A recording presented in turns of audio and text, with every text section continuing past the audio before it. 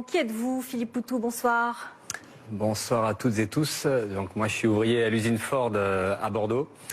Et à part Nathalie Arthaud autour de ses pupitres, je crois que je suis le seul à avoir un métier normal, un travail normal. Et justement, on nous met dans la peau du petit candidat, de celui qui représente rien, de celui qui n'a pas sa place ici. Ben, je crois qu'on peut parler, nous, au nom de millions de gens qui souffrent de la crise, qui souffrent de cette société, qu'on ras-le-bol même de ce rouleau compresseur capitaliste qui détruit tout sur son passage, qui détruit à la fois les droits sociaux, mais qui aussi détruit l'environnement.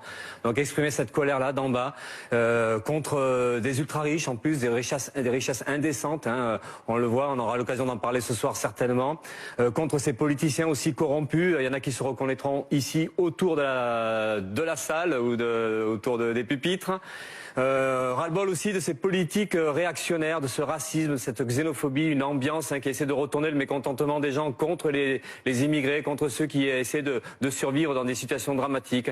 Donc voilà, c'est cette colère-là que je veux exprimer dans cette campagne-là, que je veux aider à porter cette parole-là. Donc dénoncer ce système capitaliste et en même temps aussi apporter une note d'espoir, de dire qu'un jour ou l'autre, et en tout cas très rapidement, ce qui sera d'actualité pour nous, c'est de riposter, de retrouver confiance dans nos propres forces et de mener des batailles pour changer tout ça. Merci Philippe Poutou. Il n'y a pas de petits et de grands candidats sur ce plateau, il n'y a que des candidats, monsieur Poutou. Vous l'avez remarqué puisque vous êtes 11 et nous aussi nous le remarquons. Merci à tous d'avoir plus ou moins respecté votre temps de parole. Et Philippe Poutou, vous proposez l'interdiction des licenciements.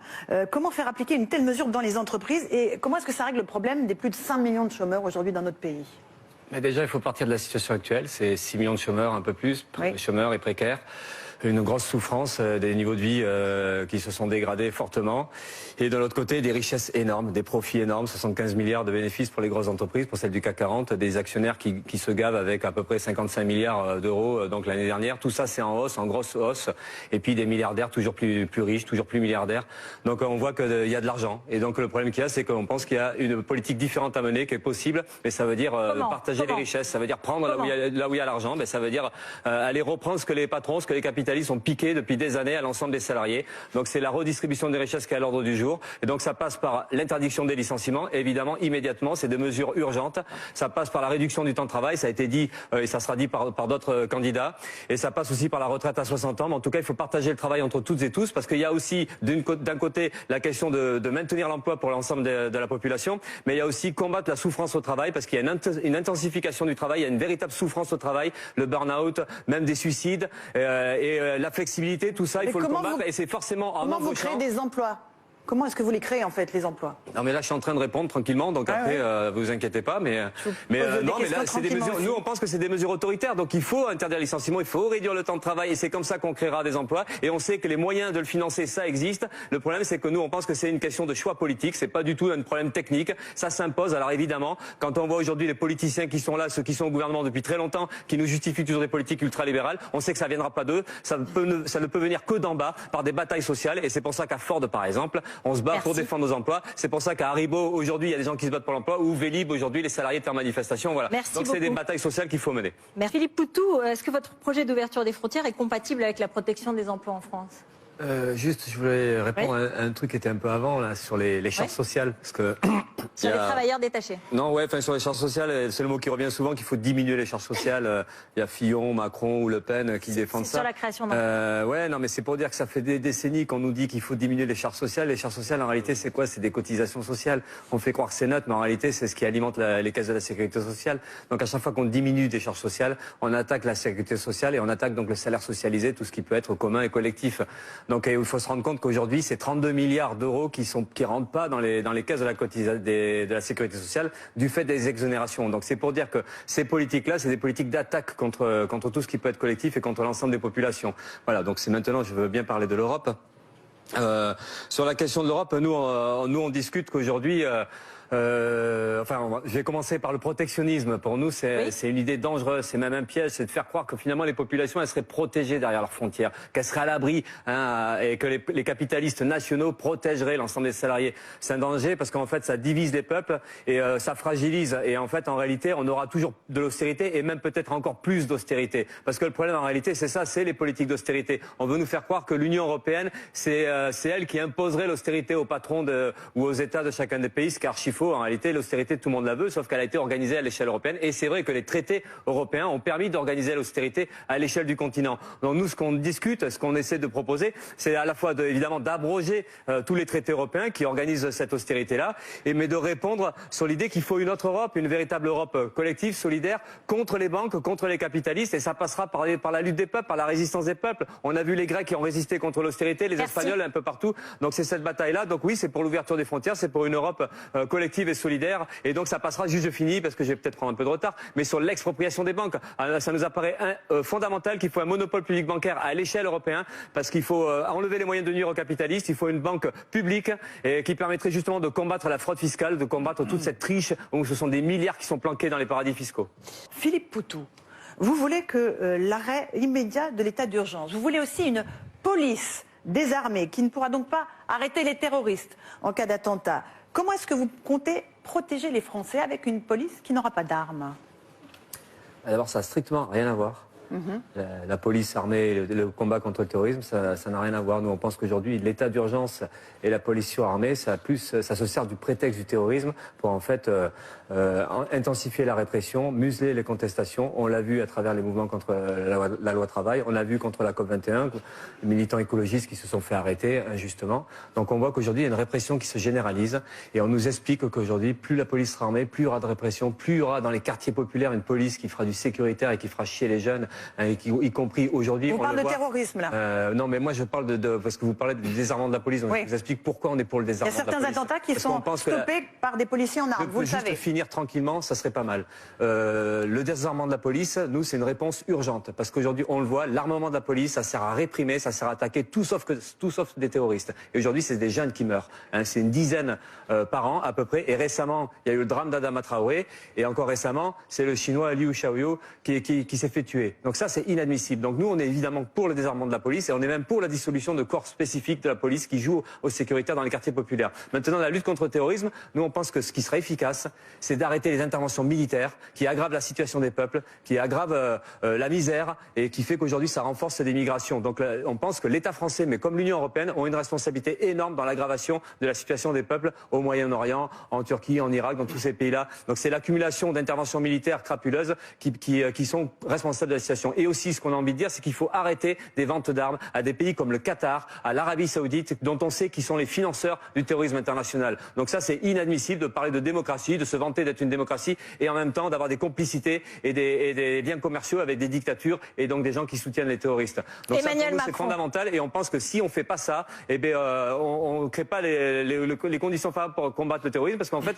cette situation-là, elle crée le terreau favorable au développement du terrorisme. Et juste pour finir, on a vu merci, Philippe Poutou. Ça fait 2 minutes pour une réponse d'1 minute 30. Vers Philippe Poutou, qui se retourne vers nous peut-être.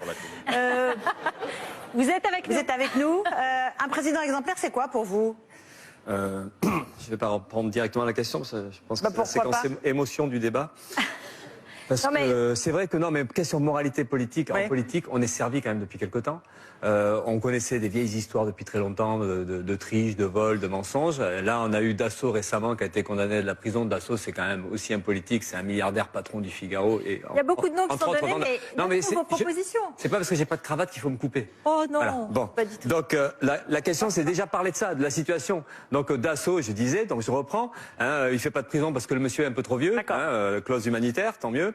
À côté de ça, on a Balkany, c'est toute une œuvre. Là, le père, le fils, tout le monde triche, tout ça. Voilà. Donc on est dans ce contexte-là. Et là, depuis janvier, alors là, c'est le régal. Une campagne super. Fillon, voilà, il est en face de moi. Que des histoires, et plus on fouille, plus on sent la corruption, plus on sent la triche. Et à côté de ça, donc en plus c'est des bonhommes qui nous expliquent qu'il faut la rigueur, qu'il faut l'austérité, et eux-mêmes ils piquent dans les caisses publiques. Donc il y a quand même un petit problème de ce côté-là. Après vous pourrez parler. Non, Monsieur Fillon, vous pourrez parler après. Comme ça. Oui, d'accord. Oui. Merci. Donc bon, c'est ce que j'ai dit, je l'ai dit. Ensuite, il y a aussi Le Pen à côté. Alors elle va peut-être réagir aussi. Mais Le Pen, pareil, on pique dans les caisses publiques. Alors là, c'est pas ici, c'est l'Europe. Alors l'Europe, pour quelqu'un qui est anti-européen, ça gêne pas de piquer de l'argent de l'Europe. Et le pire, c'est qu'en plus, le FN, qui se dit anti-système, ne s'emmerde pas du tout, se protège grâce aux lois du système, grâce à l'immunité parlementaire. Et donc, nous refuse d'aller aux convocations policières, donc peinard. Donc là, tout ça, ça illustre... Ce coup-là, vous êtes pour la police. Ça illustre, ouais, quand nous on est convoqués par la police, nous, vous voyez, par exemple, on n'a pas d'immunité ouvrière. Désolé, on y va. Voilà. Vous avez une chance. Le système vous protège. Tant mieux pour vous. Mais là, moi, ça permettra de dire que l'antisystème, eh ben, c'est de la foutaise. Maintenant, je vais finir sur la question de ce monde politique. Donc, nous, on pense que le problème des politiciens corrompus, parce que c'est quand même très généralisé, on dit pas que tout le monde est comme ça, mais il y a un problème, et ça, c'est la professionnalisation de la politique. Voilà, donc, on a des gens déconnectés de la population, surpayés, 6 000, 7 000, 10 000 euros, députés, sénateurs, ministres, et ça, c'est scandaleux. Je rappelle quand même que le salaire minimum aujourd'hui, c'est 1 100 euros, et qu'il y a plein de gens qui vivent en dessous du seuil de pauvreté, c'est à peu près 9 millions de gens. Donc tout ça, c'est scandaleux, c'est écœurant. D'ailleurs, ce que je dis là, plein de gens m'ont tweeté, m'ont dit des SMS, vas-y, balance ça, il y en a ras-le-bol. Donc c'est ça qu'on a envie de dire. Donc nous, on pense qu'il faut limiter le salaire des politiciens, maximum le salaire moyen d'un salarié. Il faut arrêter le cumul des mandats. Et ça les rendra moins corrompus de baisser leur salaire? Ah ben au moins déjà ils courront moins après le poste, déjà on pense, ça sera moins payé. Et l'autre truc, l'autre truc qui peut être avantageux, c'est qu'ils auront peut-être envie d'augmenter plus facilement le SMIC et les salaires puisqu'ils seront directement concernés. Donc non, s'il vous plaît. On est dans un débat présidentiel, chacun donne son opinion, mais peut-être pas de réaction du public. Vous êtes chacun derrière vos candidats. Un peu de sérénité, un peu de sérénité. Philippe Poutou, vous ne voulez pas être président. Alors par quoi vous remplacez cette fonction? Une petite réponse. Juste avant, Le Pen a sorti un mensonge, mais ça c'est une fois n'est pas coutume, sur la protection soi-disant des délégués syndicaux. Donc en fait, il n'y a pas de protection du délégué syndical, si ce n'est contre les discriminations, et encore que c'est très relatif, parce qu'en fait, s'il y a l'autorisation de l'inspection du travail, de la DDTE ou du ministère, de toute façon, il y a licenciement du délégué syndical. Juste pour rappeler que des délégués syndicaux... à la question. Oui, non, mais juste parce que... Bien sûr, allez-y, finissez. Ça raccourcira mon temps, peut-être, mais... donc aujourd'hui, les délégués syndicaux sont licenciés, même révoqués dans la fonction publique. C'est le cas de certains cheminots qui sont menacés de révocation. C'est le cas de postiers qui ont été révoqués, et d'autres sont aujourd'hui menacés de révocation. Des délégués syndicaux comme à Goodyear ou à Air France ont été même menacés, enfin même plus que ça, condamnés à de la prison, avec sursis finalement, mais quand même. Donc c'est pour dire, quand les délégués syndicaux sont convoqués par la police et la justice, ils y vont. Voilà, pas contrairement à d'autres qui se protègent par le système. Donc voilà, c'était pour rappeler tout ça. Par quoi remplacez-vous la fonction de président, puisque vous n'en voulez pas? On parle des institutions aujourd'hui. Pas de souci. En fait, nous, on veut une démocratie directe. Aujourd'hui, il n'y a pas de démocratie réelle. Il y a une représentation politique qui est complètement discréditée. D'ailleurs, il y a plein de gens qui croient plus. Ça va se traduire certainement par pas mal d'abstentions, parce qu'il y a un ras-le-bol de tout ça. Au-delà des affaires, il n'y a de toute façon aucun crédit de ces gens-là. Donc nous, on discute d'une démocratie directe. Et on pense qu'aujourd'hui, c'est le cas à Notre-Dame-des-Landes, par exemple, à Bure ou à Sivins, c'est un des cas de projets complètement dingues, destructeurs de l'environnement, où la population devrait pouvoir décider. Il devrait y avoir tous les échelons de la société. Il y a eu un référendum, Monsieur Poutou. Il y a eu un référendum à Notre-Dame-des-Landes. Un référendum. Ouais, mais un référendum trafiqué, parce que ça existe, ces référendums. Mais un référendum, c'est pas la solution. Et puis quand il y en a des vrais, de toute façon, on tient pas compte de la vie de la population. C'était le cas en 2005. Donc en fait, donc la seule garantie de démocratie, c'est que la population elle puisse décider directement. Sinon après, voilà, on a un pouvoir qui fait ce qu'il veut. Vous êtes élu, n'importe qui est élu. Et pendant 5 ans, il peut mentir, enfin faire l'inverse de ce qu'il a fait, ce qu'il a dit pendant la campagne. Je finis simplement. Je vous en prie. Voilà, donc nous c'est pour ça, c'est la démocratie directe, c'est le contrôle par en bas, et c'est ce qui manque aujourd'hui. Donc voilà, j'oublie certainement des trucs. Nous on pense qu'il faut qu'un élu soit révocable à tout moment, que la population puisse virer justement un élu qui respecte pas ses promesses et ses engagements. Merci. On pense qu'il faut puis la révocation, enfin les mandats, tout ça, il faut bon. Allez, Philippe Poutou, j'aimerais que vous preniez la parole sur les services publics gratuits, s'il vous plaît, Nicolas Dupont-Aignan. La parole est à Philippe Poutou. Donc d'abord, nous sommes pour la reconnaissance d'un état d'urgence sociale. Beaucoup de chômage, je redis les chiffres, j'ai le papier sous les yeux, 6 millions de chômeurs, une pauvreté, c'est 8 millions de gens qui vivent en dessous du seuil de pauvreté. Parmi eux, ce sont des centaines de milliers de retraités qui ont travaillé toute leur vie et qui ont des retraites très basses, et donc en dessous de 1 000 euros. Il y a un gros problème, une grosse crise du logement, 4 millions de gens vivent dans des conditions exécrables. Et puis il y a les problèmes de la santé où on sait qu'un peu plus du tiers, pas loin de 1 sur 4, n'arrive plus à se soigner pour des raisons financières. Donc la réponse à tout cela, à cette urgence sociale-là, c'est forcément des services publics très développés. Donc des services publics, je vais lister ce qui nous apparaît essentiel dans les services publics. Nous on pense qu'il faut donc en fait permettre l'accès gratuit aux besoins fondamentaux de la population. Donc c'est un service public du logement, service public de la santé évidemment, un service public du transport avec la gratuité du transport qui permet justement de sortir du tout voiture, du tout camion. Il y a aussi un aspect environnemental dans cette question-là. Un service donc public de l'éducation, de la culture et de l'énergie, notamment parce qu'il faut qu'on enlève encore une fois les moyens de nuire aux capitalistes. Donc ça veut dire qu'il faut sortir du nucléaire, qu'il faut combattre les énergies fossiles. Et donc du coup, ça passe forcément par un service public de l'énergie avec expropriation des entreprises capitalistes pollueuses. Donc c'est ça qu'on met en avant comme service public. Après, évidemment, la question qui est posée, puisque j'entends beaucoup parler de on rase gratis et tout ça, c'est quand même terrible venant de gens qui prennent les politiques ultralibérales. Jusqu'à présent, on pense que ceux qui rasent gratis, c'est plus pour les patrons, les capitalistes, les milliardaires, y compris les politiciens. Quand on voit même un Fillon qui se dit préoccupé par la dette, mais il y pense moins quand il se sert dans les caisses publiques, quand il paye sa famille. Donc nous, par rapport à la dette, nous on pense qu'il faut annuler la dette, effectivement, parce que la dette, c'est vraiment un système de pompage des richesses qui remplit les coffres forts des banques. Et donc il faut annuler ces dettes qui sont complètement illégitimes. Et ça, déjà, ça donnerait des moyens aux États. Et après, récupérer de l'argent, ça passe par une fiscalité. C'est-à-dire qu'en fait, il faut augmenter l'impôt sur les grosses fortunes, il faut augmenter l'impôt sur les sociétés, le ramener à 50% au minimum, parce que c'était le cas il y a une trentaine d'années. Il faut une fiscalité qui fait payer les riches de plus en plus. Et c'est comme ça qu'on ramène de l'argent. En fait, tout l'argent qui a été détourné dans la poche des plus riches, c'est comme ça qu'on le ramène pour la collectivité et ça nous permettra de financer les services publics. Dans les services publics, il y a la question de rendre service à la population, donc de protéger la population, mais il y a aussi les conditions de travail. Donc il faut embaucher massivement dans l'éducation nationale, dans la santé évidemment, mais en règle générale c'est un peu dans tous les services publics. Même il faudrait construire d'autres services publics.